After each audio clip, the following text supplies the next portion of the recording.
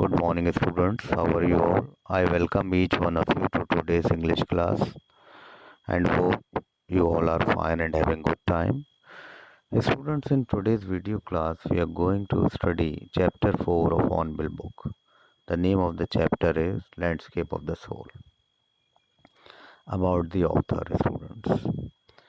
Author is a student Nathale Troviroy, and she is a qualified art historian. A student as the wife of a diplomat. She had the occasion to visit many places in the world that are sites of great archaeological value. Students, her husband is Belgian ambassador to India. Introduction to the chapter. Student, the chapter is about the art and how different the Chinese art form is from European art form. Student, the writer uses two stories to make a contrast. European art is about reproducing an actual view, whereas Chinese art is about Chinese art is about not creating a real landscape. So, student, European art is an artist's way to let viewers show exactly what he wants them to see in the landscape. Whereas in Chinese art is the artist's spiritual and inner voice, where you can travel from any point and it lets the viewer creates a path for their imagination. So, student, before moving on to the lesson, let us look at the expressions and their meaning. Some difficult expressions are, student, the first one is anecdote. Anecdote is a short, interesting story of a real person.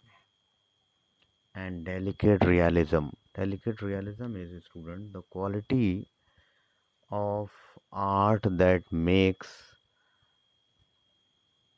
it seems real.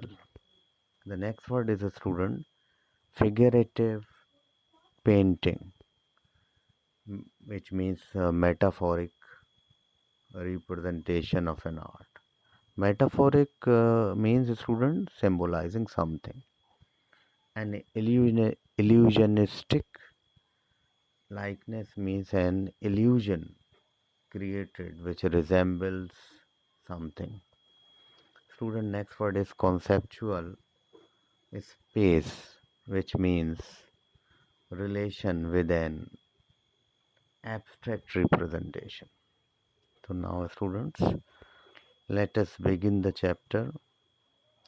Students, there is a painter named Wu Daozi who lived in the 8th century, and he was assigned to decorate a palace wall by the emperor, and the emperor name was Tang Zhuang.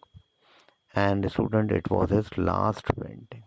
The painter made the painting. The painter hid his painting behind the screen, so that only emperor would see it.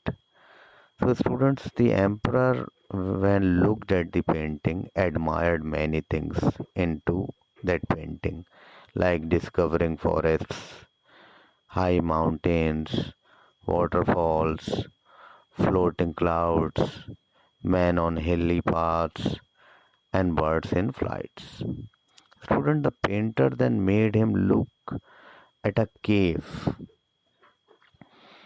in the painting, which was at the foot of the mountain, and compared it with a living spirit. A student, if the painter clapped his hands, do you know what happened?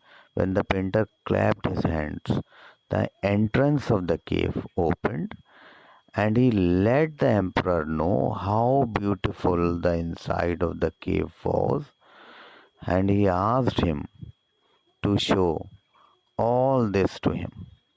The painter entered the cave, and when he entered the cave, the painter entered the cave, and the entrance, students, closed behind him.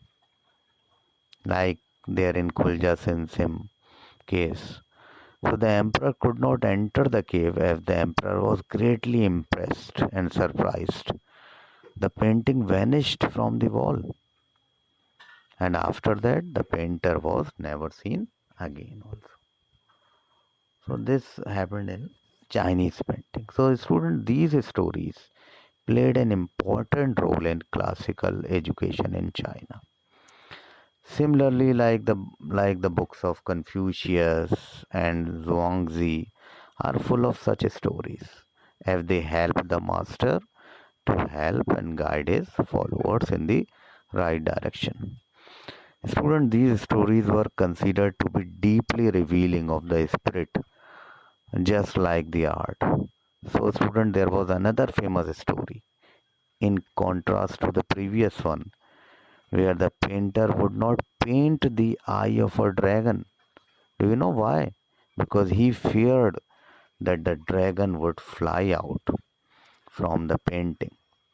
So it was one of the stories from many others which came from a medieval country in Western Europe. So, student, do you know what happened during the 15th century in Antwerp? Antwerp, student, is a city in northern Belgium. A master blacksmith named Quentin Mitsys falls in love with a painter's daughter. Since the father was not accepting their relationship because of his profession, because he was a son of a blacksmith, this blacksmith boy sneaked into the painter's studio and painted a fly on his latest panel. The painting was so real that the master tried to hit the fly away before he realized that it was just a painting. Then, student, what happened? There was a turning point. The blacksmith boy was accepted into the studio as a trainee. Students, he married the painter's daughter also, and later became one of the famous painters of his age. So, student, the two stories told above are trying to illustrate the form of art, students, in two different regions. Students, in Europe, the art is perfect and like an illusion which resembles something. But in Asia, the art gives an essence of an inner life and spirit only. So, as in Chinese story, student, what happens is the artist reveals the true meaning. The artist reveals what the true meaning of his work to the emperor who rules over the territory, but didn't know the way within. The emperor only saw the outer appearance of the wall painting. The work was mysterious, and Dao, which means something which has both paths, is what the artist did. As the painting was gone after the artist reached the caves. So the motive was fulfilled that some work is beyond material appearance also.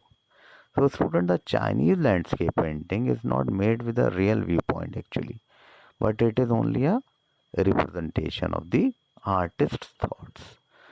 And the Western painting in Europe is a figurative art form.